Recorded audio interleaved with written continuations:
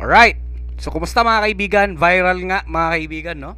Yung nangyari sa province of Antique, na kung saan yung school principal, bago pa man mag-start ang program, umeksena,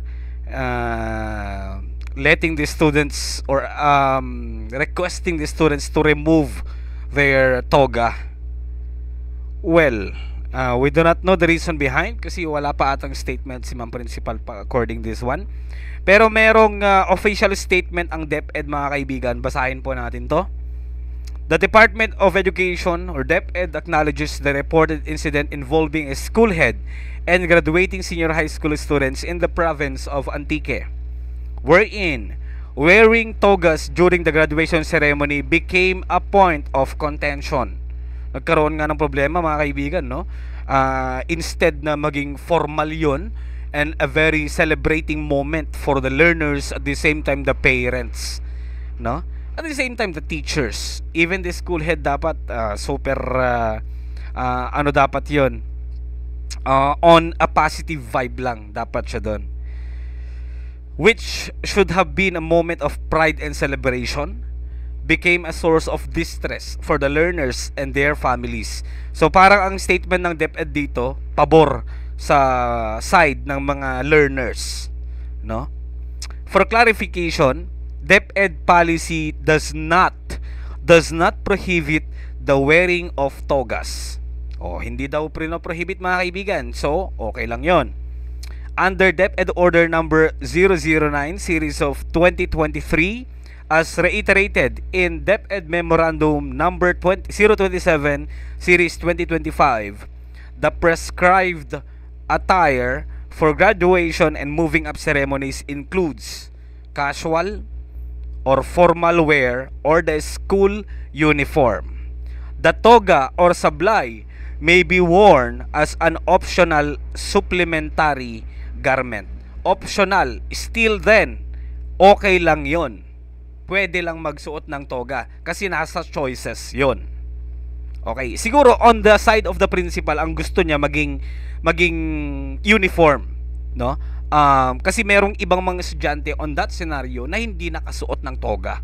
Kaya pinapatanggal ng principal yung toga to make it uniform, no? Siguro yun yung point ng principal doon. Pero nakalagay sa DepEd Memorandum, DepEd Policy na optional supplemental garment itong toga na to or yung pagsusuot ng sablay. That means it is very clear there na if possible sana hindi na umeksena si Ma'am Principal during the program. Hinayaan lang na sana yun mga kaibigan, no? But then may kanya-kanya naman tayong point of view. Yun naman ang side ng principal. These guidelines were adopted to encourage simplicity, promote inclusivity, and ease the financial burden on families. So, yun nga mga kaibigan, no? Yung pagsusuot daw kasi ng toga or even sablay and any extra garment, dagdag gastos lang, no? O magiging burden lang sa financial ng mga parents. However, such policies must be interpreted and implemented with discernment and never result in any learner's exclusion, embarrassment, or marginalization. Dito, babagsak si Ma'am Principal. Given the incident, the department has initiated the appropriate investigation processes to verify the facts and determine accountability if warranted. DepEd reiterates its directive to the school officials to uphold the highest standards of professionalism, compassion, and respect in implementing policies, ensuring at all times the protection of the rights and dignity of every learner.